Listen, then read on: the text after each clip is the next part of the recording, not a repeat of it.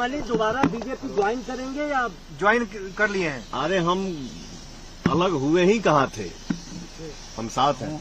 हम प्रार्थना करता हूं एनडीए के माननीय नेताओं से कि अब हमको अपमानित नहीं होने दें, हमको इतना सीट दें कि हम 8 विधानसभा चुनाव जीत करके बिहार विधानसभा में आवें। और हमारा बहुत स्मूथ है, बहुत अच्छी तरह हमारी चर्चा चल रही है। एनडीए में सुना है कि चिराग पासवान भी नाराज हैं सीटों को लेकर, वहाँ कुछ चल रहा है। मुझे लगता है वहाँ हम सबको नजर रखनी चाहिए। हमारे यहाँ बहुत सुचारू रूप से काम चल रहा है। जैसा मैंने कहा कि सही समय पे सारी जानकारी साझा की जाएगी। अभी बहुत शुरुआती दौर में बातचीत शुरू हुई है। नमस्कार, बीएमडब्ल्यू न्यूज बिहार के इस लाइव शो में आपका बहुत बहुत स्वागत है। जैसा कि आप सभी जानते हैं कि बिहार में विधानसभा चुनाव की घोषणा आज शाम चुनाव आयोग करने वाला है। उसके लिए एक नोटिफिकेशन भी आ गई है। शाम में प्रेस कॉन्फ्रेंस होगी और उम्मीद की जा रही है कि आज शाम के प्रेस कॉन्फ्रेंस में ये क्लियर कर दिया जाएगा कि चुनाव कब से होंगे, आचार संहिता कब से लगेगी और साथ ही कि चुनाव कितने चरणों में होंगे। ये तमाम बातें आज शाम 4 बजे के प्रेस कॉन्फ्रेंस में क्लियर हो जाएंगी। लेकिन उससे पहले आज हम इस पूरी लाइव प्रोग्राम में हम जानेंगे कि अभी तक जो बिहार में राजनीतिक पार्टियां हैं उनकी क्या तैयारियां हैं। तो सबसे पहले बात करेंगे आज चिराग पासवान की। तो देखिए, चिराग पासवान की अब तक कोई डील फाइनल नहीं हो पाई है। जो सूत्रों से मिली जानकारी से जो जानकारी आ रही है, चिराग की कोई डील अब तक फाइनल नहीं हो पाई है। ना ही चिराग खुल के कुछ बोल रहे हैं। पहले बड़े बड़े मंचों से वो कहते थे कि हम इतने सीटों पे लड़ेंगे, लेकिन अब चिराग की तरफ से कोई उस तरह की बयानबाजी नहीं आ रही है। तो चिराग के मन में क्या चल रहा है?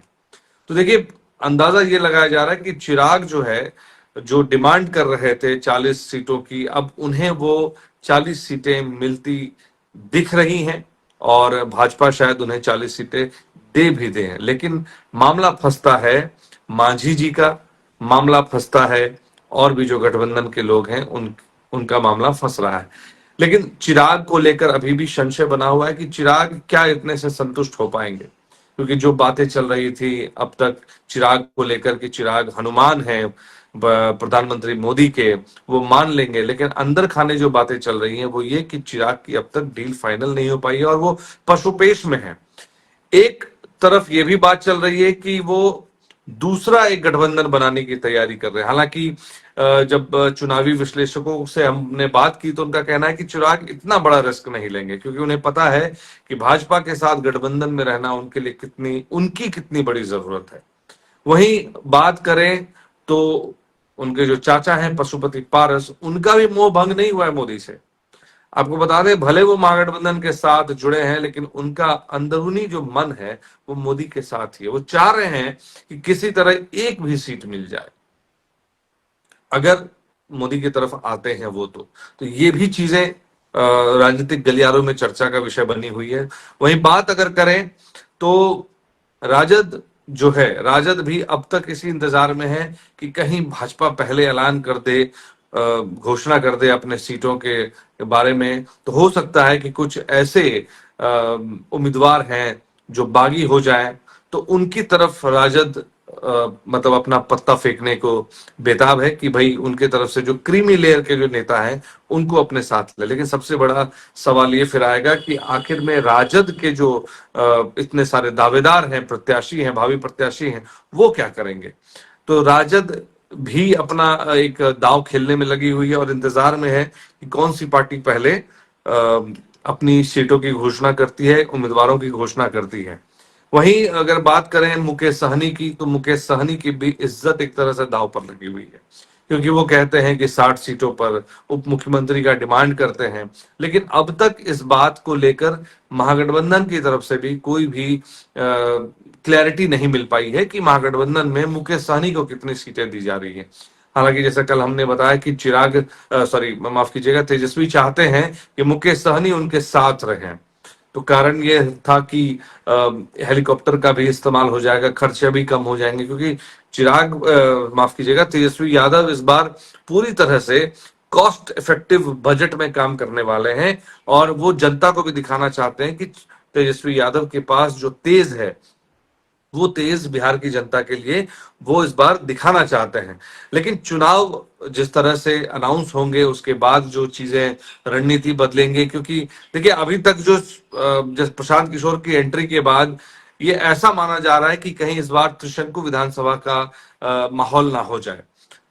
चिराग पासवान को लेकर एक बात और आ रही थी कि प्रशांत किशोर के साथ वो ना चले जाए प्रशांत किशोर की एंट्री के बाद और एक अलग गठबंधन बना ले, लेकिन ऐसा मतलब ये सिर्फ सुनने में आ रहा है, ऐसा हकीकत होने वाला नहीं है, क्योंकि चिराग पासवान बहुत स्मार्ट प्लेयर है और बहुत स्मार्टली चाहते हैं कि गठबंधन महागठबंधन एनडीए गठबंधन के साथ वो रहे और अपना वो जो मिनिस्ट्रियल पोजीशन है वो बरकरार रखें और अपने आप को वहीं से स्ट्रांग करें, क्योंकि उनको पता है कि जेडीयू की इस बार नहीं चलने वाली। ऐसा माना जा रहा है कि भाजपा जो है इस बार ऐसी रणनीति बना रही है कि जेडीयू को अगर कम सीटें आती हैं और बड़ी पार्टी फिर से एक बार भाजपा बनकर निकल के आ जाती है तो मुख्यमंत्री नीतीश कुमार तो नहीं रहने वाले। उसके बहुत सारे कारण हैं, मुख्यमंत्री का स्वास्थ्य कह लीजिए, उनकी जो हरकतें अभी तक रही हैं विधानसभा असेंबली के दौरान रही हो, चाहे वो जिस सभा में जाते हो, कल की भी जब आप देखे होंगे जब अनाउंसमेंट प्रधानमंत्री जी कर रहे थे या जो मीटिंग ले रहे थे उसमें वो हाथ जोड़े प्रधानमंत्री मोदी के सामने एकदम नतमस्तक से जैसे पड़े हुए थे, सम्राट चौधरी इशारा दे रहे थे। तो ये तमाम बातें बता रही हैं, कह रही हैं कि नीतीश कुमार को मुख्यमंत्री तो एनडीए गठबंधन बनाने से रहा, लेकिन अब तैयारी क्या है, कितने सीटों पर चुनाव लड़ेगी। तो जो सामने बात आ रही थी कि 102 सीटों पर जेडीयू चुनाव लड़ेगी और 101 सीटों पर भाजपा चुनाव लड़ेगी।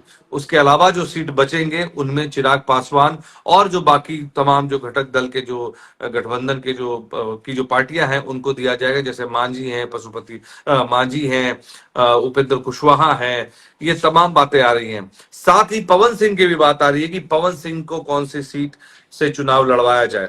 अब ये अभी संशय का विषय बना, इस पे कोई क्लैरिटी नहीं अभी आई है, लेकिन जो भी होगा इस बार पवन सिंह को अपना पावर फैक्टर दिखाना पड़ेगा, क्योंकि उनके अगेंस्ट में प्रशांत किशोर हो सकता है कि रितेश पांडे को चुनाव लड़वा दें या जो भोजपुरी स्टार हैं या पवन सिंह की जो पत्नी है उन्हें चुनाव लड़वा दें।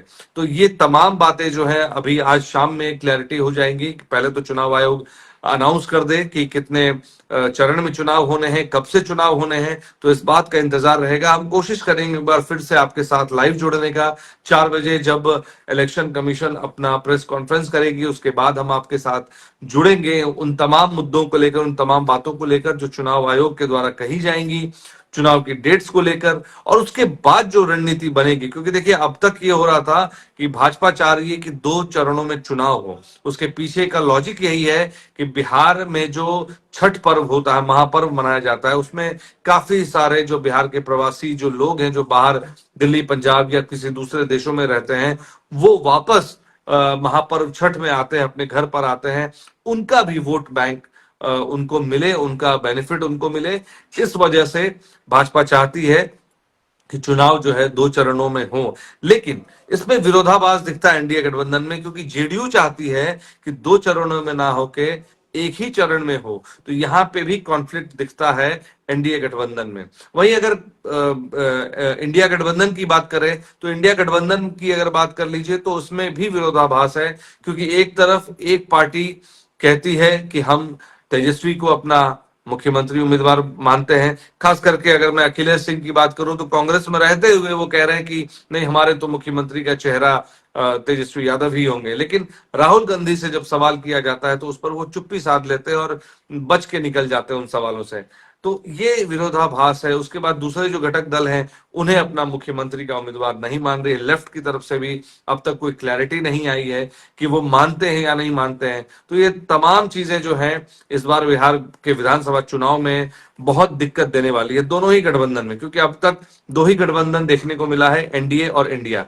तो देखना यह होगा कि आने वाले समय में चुनाव किस तरह मोड़ लेता है और चुनाव की घोषणा जब होगी तो क्या रणनीति फिर अगले नए स्टाइल में रणनीति बनेगी या क्या होगा। इसके लिए बने रहना होगा बीएमडब्ल्यू न्यूज बिहार की तमाम खबरों के साथ। तब तक के लिए बहुत बहुत धन्यवाद।